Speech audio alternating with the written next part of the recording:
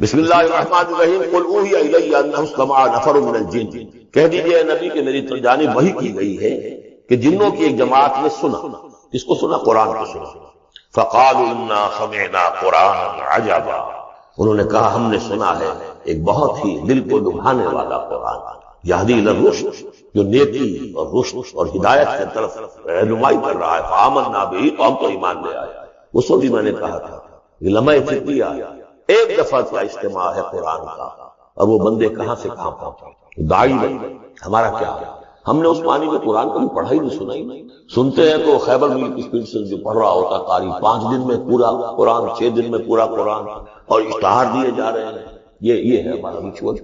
یہاں تو 20 منٹ میں ہو جاتی ہے، یہاں 30 منٹ، یہاں چلو وہاں اور سے بھی کم میں ہو جاتی ہے، وہاں چلو۔ قرآن کا نتیجہ یہ نکلنا چاہیے وہ آپ کو پوزیس کرے، جانے نہ دے۔ انا سمعنا قرآنا عجبا یہدی الی الرشد فآمنا بہ ولن نشرک بربنا احدا، اب ہم کبھی بھی اپنے رب کے ساتھ کسی کو شریک نہیں ٹھہرائیں گے۔ وانہ تعالی جد ربنا، اور یقیناً ہمارے رب کی عزت شان بہت بلند ہے۔ ما اتخذ صاحبۃ ولا ولدا، اس نے نہیں اختیار کی نہ کوئی بیوی اور جورو نہ کوئی اولاد۔ وانہ کان یقول سفیہنا علی اللہ شططا، اور یقیناً ہمارا جو بے وقوف ہے بڑا،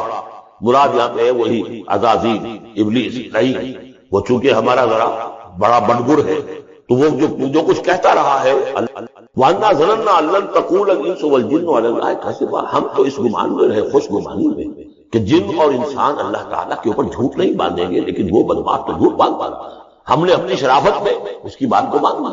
وَأَنَّهُ كَانَ رِجَالٌ مِّنَ الْإِنسِ يَعُوذُونَ بِرِجَالٍ مِّنَ الْجِنِّ فَزَادُوهُمْ رَهَقًا، اور یہ کہ جو انسانوں میں سے مرد ہیں وہ جنات کے مردوں میں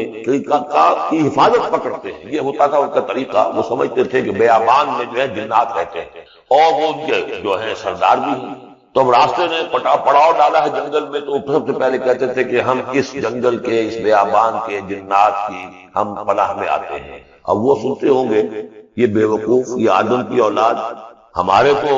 جد امجد کو نکال دیا گیا جنت سے اس لیے کہ اس کو سجدہ نہیں کیا، یہ ہمیں معبود بنائے بیٹھے ہیں، ہماری پناہ طلب کر رہے ہیں۔ لہذا ان میں اور سرکشی پیدا ہو گئی اور اکڑ گئے کہ یہ انسان ہو کر یہ ہماری پناہ مانگ رہے ہیں، ہم سے طلب کر رہے ہیں پناہ، تو اس سے ان کے اندر اور زیادہ سرکشی پیدا ہو گئی۔ وَأَنَّهُ كَانَ رِجَالٌ مِّنَ الْإِنسِ يَعُوذُونَ بِرِجَالٍ مِّنَ الْجِنِّ فَزَادُوهُمْ رَهَقًا وَأَنَّهُمْ ظَنُّوا كَمَا ظَنَنتُمْ أَن لَّن يَبْعَثَ اللَّهُ أَحَدًا، دیکھو انہوں نے بھی ایسا ہی سمجھا جیسا کہ تم نے سمجھا ہوا ہے کہ اللہ کسی کو نہیں اٹھائے گا۔ اس کے 2 معنی ہیں، یعنی بعد سے بعد الموت کوئی نہیں ہے، مرنے کے بعد جی اٹھنا نہیں ہے، اور یہ بھی کہ شاید اب اللہ کسی اور کو رسول بنا کر نہ بھیجے، ان یبعث اللہ احد، اس لیے کہ 600 برس بیت چکے تھے، وہ تورات سے واقف تھے جو سورہ احقاف میں تذکرہ آیا ہے۔ فترت وہی 600 برس، جو یہ طویل طویل وقفہ تھا نبوت کا کہ کوئی نبوت کوئی رسالت نہیں آئی، تو ان کو یقیناً اس سے خیال ہوا ہوگا کہ بس اب ختم ہوا معاملہ، اب کوئی اور رسول نہیں آئے گا۔ وَأَنَّا لَمَسْنَا السَّمَاءَ، اور ہم نے ذرا ٹٹولا آسمان کو،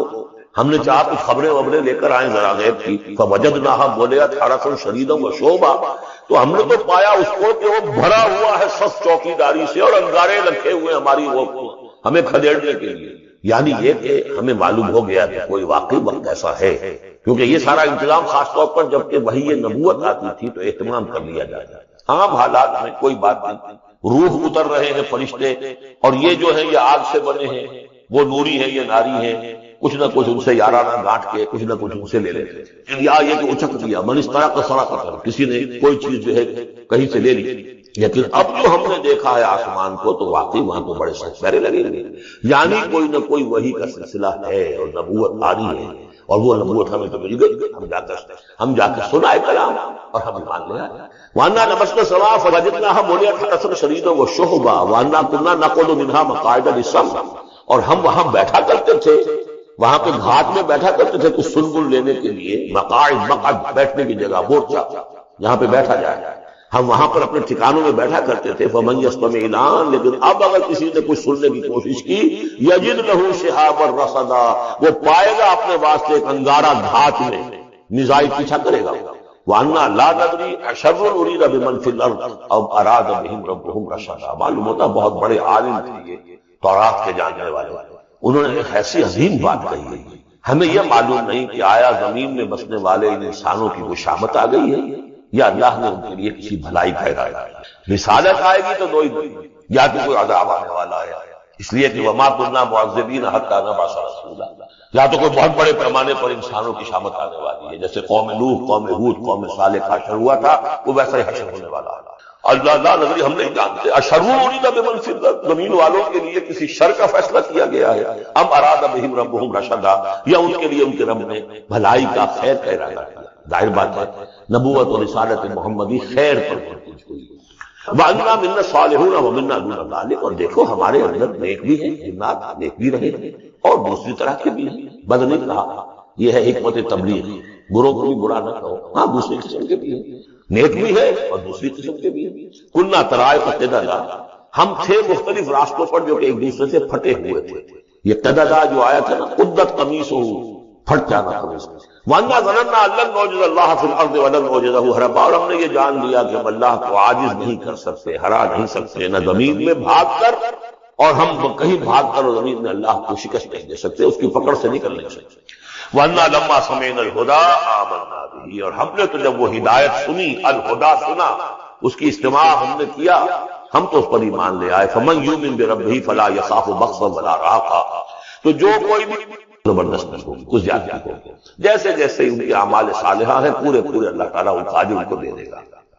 وَأَنَّا مِنَّا الْمُسْلِمُونَ وَمِنَّا الْقَاسِطُونَ، اور دیکھو ہمارے اندر وہ بھی ہیں جو فرما بردار ہیں اور وہ بھی ہیں جو بے انصافی ہیں۔ یہ قسط کے لفظ کے ساتھ سمجھ لیجئے، جب یہ ثلاثی مجرد میں آتا ہے تو قاسط اس میں فاعل بنا، وہ ناانصاف کے معنی ہے، یہ باب افعال کے خواص میں سے ہے، سلب ماخذ جس کو کہتے ہیں۔ جب باب افعال میں آئے گا تو اس کے معنی ہے عدل و انصاف،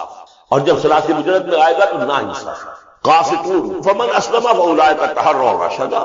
جو لوگ اسلام لے آئے، اطاعت قبول کر لی، تو انہوں نے تو گویا کہ ڈھونڈ نکالی خیر کی راہ، نیکی کی راہ انہوں نے تلاش کر لی۔ واما القاسطون، اور جو بے انصاف ہے، فکانوا لجہنم حطبا، وہ لوگ جو ہے تو جہنم کا ایندھن بن کر رہے ہیں۔ یہاں تک ان کی تقریر ہے جو انہوں نے تبلیغ کی ہے۔ اب جو بات آگے آ رہی ہے یہ خود اللہ کی طرف سے کلام ہے، ان لو استقاموا علی طریقۃ لاسقیناہم ماء غدقا، اور یہ کہ یہ اگر لوگ اپنے اس طریقے پر جو طریقہ انبیاء کا تھا، جو آدم نے دیا تھا، جو نوح نے دیا تھا، یہ چلتے رہتے تو ہم انہیں خوب پلاتے، پانی بھر بھر کر خوب سیراب کرتے ہیں۔ یہاں لفظ طریقت آیا ہے قرآن میں، شریعت طریقت، ثم جعلناک علی شریعۃ من الامر، شریعت اور یہ طریقت دونوں کا مفہوم ایک ہے، طریقہ اور شریعت، لیکن یہ کہ اس کا استعمال ہو رہا ہے کہ شریعت سے مراد دی جاتی ہے جو دین کا قانون ہے، اس کے ظاہری پہلو، قانونی پہلو، اور طریقت اسی کے باطنی پہلو کا نام ہے کہ ایک نماز ہے، وضو کیسے کرو گے، کیا فرائض ہیں، کیا نوافل ہیں، کیا کام رہ گیا تو وضو نہیں ہوا، یہ شریعت بتائے گی، یہ آپ کو فقیہ بتائیں گے، یہ آپ کو مفتی حضرات بتائیں گے۔ لیکن نماز کی اصل روح تو ہے خشوع اور خضوع، حضور قلب، یہ پھر طریقت کی طرف منتقل کر دیا گیا، بدقسمتی سے پھر ان کو پھاڑ دیا گیا، وہ علیحدہ علیحدہ ہو گئے۔ یہ سب چیزیں یکجا ہونی چاہیے، اور جو ہمارے اولین صوفیاء ہیں وہ بہت بڑے عالم بھی تھے، ایسے نہیں تھے اس وقت صوفی تھے، وہ بہت بڑے مفتی بھی ہوتے تھے، بلکہ اولین اس طور پہ بھی جو میں نے آپ کو بتایا تھا کہ قاضی صلاح اللہ پانی پتی رحمۃ اللہ علیہ، وہ مفتی بھی ہیں، مفسر بھی ہیں، محدث بھی ہیں، اور بہت بڑے مرشد بھی ہیں، میرزا مذہب جانے جانا شہید کے خلیفہ ہیں، اور یہ سب شیخ احمد سرہندی رحمۃ اللہ علیہ کا جو سلسلہ ہے، سلسلہ مجددیہ نقشبندیہ، اس کے وہ ہیں، وہ جامع صفات لوگ لنفتنہم فیہ، اور یہ بھی جو ہم کو پانی پلاتے اور سیراب کرتے، یہ بھی اس لیے تاکہ ان کو اور جانچے اور پرکھے اور امتحان لیں۔ ایک امتحان غربت میں ہے، ایک امتحان تمنگری میں ہے، ایک امتحان فاقے میں ہو رہا ہے، ایک امتحان ہو رہا ہے کہ کثرت سے ہم نے دے رکھا ہے۔ ومن یعرض عن ذکر ربہ، اور جو کوئی بھی اعراض کرے گا اپنے رب کے ذکر سے، یسلکہ عذابا صعدا، تو وہ چلے گا، وہ ڈال دے گا اس کو چڑھتے عذاب میں، اللہ تعالیٰ ایسے عذاب میں صعدا جس کی شدت بڑھتی چلی جائے گی۔ وَأَنَّ الْمَسَاجِدَ لِلَّهِ فَلَا تَدْعُوا مَعَ اللَّهِ أَحَدًا، اور دیکھو مسجدیں اللہ کے لیے ہیں، مسجد سے مراد مسجد سجدے کی جگہ بھی ہے، اور مسجد سے مراد سجدے کے یہ اعضاء بھی، یہ پیشانی اور یہ ناک اور یہ ہاتھ اور یہ پاؤں، ایڑیاں اور وہ پنجے، یہ سارے جو ہیں یہ سجدے کے جو جسم کے حصے ہیں، یہ مسجدیں بھی اور سجدے کی جگہ بھی للہ ہے، سب اللہ کی ملکیت ہے۔ فلا تدعوا مع اللہ احد، اللہ کے ساتھ کسی اور الہ کو مت پکارو۔ وانہ لما قام عبد اللہ یدعوہ کانوا یقیمون علیہ لبدا، اور یہ اب یہاں پھر قول آ گیا ہے ان کا جنات کا کہ جب وہ عبداللہ کو ہم نے دیکھا وہ کھڑا تھا، وہ قرآن پڑھ رہا تھا، وہ نماز پڑھا رہا تھا، لما قام عبداللہ یدعوہ، اسے پکار رہا تھا اللہ کو، اللہ کا بندہ، قالوا یکونون علیہ لبدا، وہ تو ایسے ہو رہے تھے سننے والے گویا کہ اس کے اوپر ٹھٹ کے ٹھٹ جمع ہو جائیں گے وہاں پر، لیکن یہ کہ وہ ایمان نہیں لا رہے تھے۔ قل انما ادعو ربی، کہہ دیجئے اے نبی صلی اللہ علیہ وسلم، دیکھو میں پکارتا ہوں اپنے رب کو، ولا اشرک بہ احدا، اس کے سوا میں کسی اور کو شریک کرنے کے لیے تیار نہیں۔ قل انی لا املک لکم ضرا ولا رشدا، کہہ دیجئے مجھے کوئی اختیار حاصل نہیں ہے تمہارے لیے، نہ کسی نقصان کا اور نہ کسی راہ پر لانے کا، میں تمہیں ہدایت نہیں دے سکتا۔ وہ آیت یاد کر دیجئے، انک لا تہدی من احببت ولکن اللہ یہدی من یشاء، اے نبی آپ ہدایت نہیں دے سکتے جسے بھی چاہیں، وہ تو اللہ ہی ہدایت دیتا ہے جس کو چاہتا ہے۔ قل انی لن یجیرنی من اللہ احد ولن اجد من دونہ ملتحدا، کہہ دیجئے میں ہرگز نہ پاؤں گا کہ مجھے اللہ کے سوا کوئی پناہ دے سکے، یجیرنی من اللہ احد، اللہ کی پکڑ سے بچانے کے لیے مجھے کوئی پناہ دے سکے میں نہیں پاؤں گا، ولن اجد من دونہ ملتحدا، اور اللہ کے سوا میں کہیں جو ہے کوئی اپنا سر چھپانے کی جگہ نہیں پاؤں گا، الا بلاغا من اللہ، فریضہ انجام، اگر میں نے یہ کام نہیں کیا تو میں پکڑا جاؤں گا۔ فَلَنَسْأَلَنَّ الَّذِينَ أُرْسِلَ إِلَيْهِمْ وَلَنَسْأَلَنَّ الْمُرْسَلِينَ، ہم تو پوچھ کر رہیں گے ان سے بھی جن کی طرف رسولوں کو بھیجا، اور پوچھ کر رہیں گے رسولوں سے۔ وَمَنْ يَعْصِ اللَّهَ وَرَسُولَهُ، جو کوئی بھی اللہ اور اس کے رسول کی نافرمانی کرے گا، فَإِنَّ لَهُ نَارَ جَهَنَّمَ خَالِدِينَ فِيهَا أَبَدًا، تو اس کے لیے تو پھر جہنم کی آگ ہے جس میں وہ ہمیشہ ہمیشہ رہے گا۔ حتیٰ اذا رأوا ما یوعدون، یہاں تک کہ جب وہ دیکھیں گے جس چیز کی انہیں دھمکی دی جا رہی ہے، فَسَيَعْلَمُونَ مَنْ أَضْعَفُ نَاصِرًا وَأَقَلُّ عَدَدًا، اس وقت انہیں معلوم ہو جائے گا کون کمزور ہے مددگاروں کے اعتبار سے اور کون اقلیت میں ہے تعداد کے اعتبار سے۔ وہ تانے دیتے تھے نا کہ دیکھو محمد تمہارے پاس تو بیٹھے بھی ہوتے ہیں تو ہمارے کمی کاری بڑے لوگ طبقات کے لوگ، اور وہ بھی چند ہوتے ہیں، دیکھو جا کے ابو جہل کی محفل بھری ہوئی ہے، بڑے بڑے لوگ بیٹھے ہوئے وہاں پر، اس وقت معلوم ہو جائے گا من اضعف ناصرا واقل عددا۔ یہ سورہ مریم میں بہت تفصیل سے یہ مضمون آیا ہے۔ قل ان ادری اقریب ما توعدون ام یجعل له ربی امدا، کہہ دیجئے نبی مجھے یہ معلوم نہیں ہے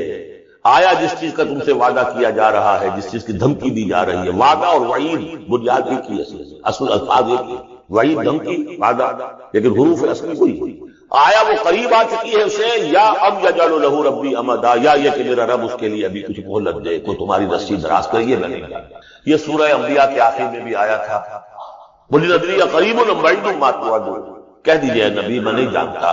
کہ جس چیز کا تم سے وعدہ کیا جا رہا ہے وہ قریب آ چکی ہے یا ابھی دور ہے۔ عالم الغیب، وہی ہے غیب کا جاننے والا، فلا یظہر علی غیبہ احدا، وہ اپنے غیب پر کسی کو مطلع نہیں کرتا، الا من ارتضی من رسول، سوائے جس کو وہ چاہے اپنے رسولوں۔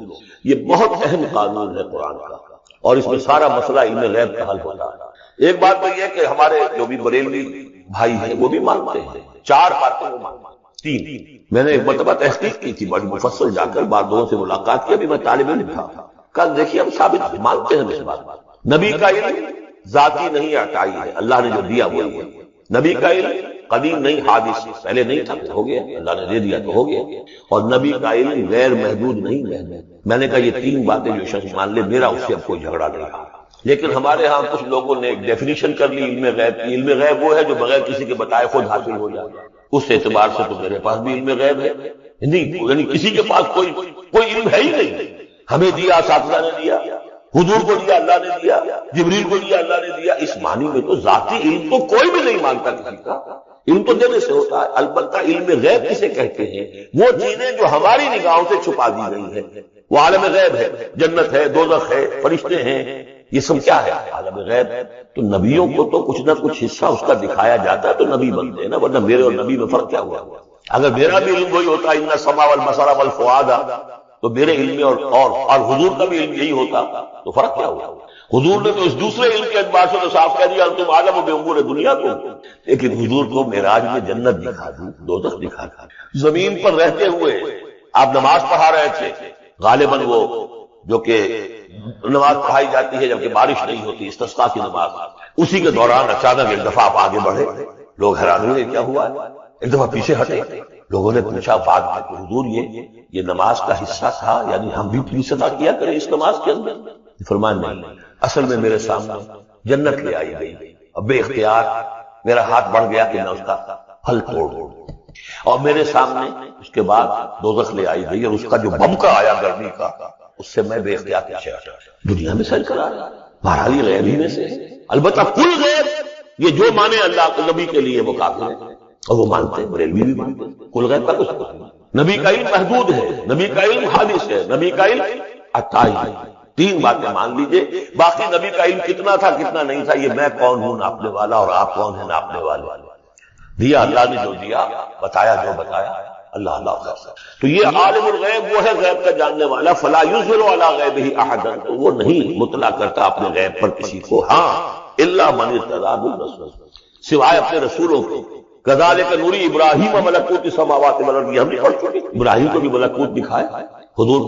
کو من بین یدیہ ومن خلفہ رصدا، جس کو رسول بناتا ہے غیب کی خبریں دیتا ہے، پھر اس کے آگے اور پیچھے وہ اپنے باڈی گارڈ رکھتا ہے، چوکیدار رکھتا ہے، جسلوں کو من بین یدیہ ہے اس کے سامنے بھی، ومن خلفہ ہی پیچھے سے بھی چوکیدار حفاظت کرنے والے، لیعلم ان قد ابلغوا رسالات ربہم، تاکہ یہ بات بالکل واضح ہو جائے کہ انہوں نے واقعتاً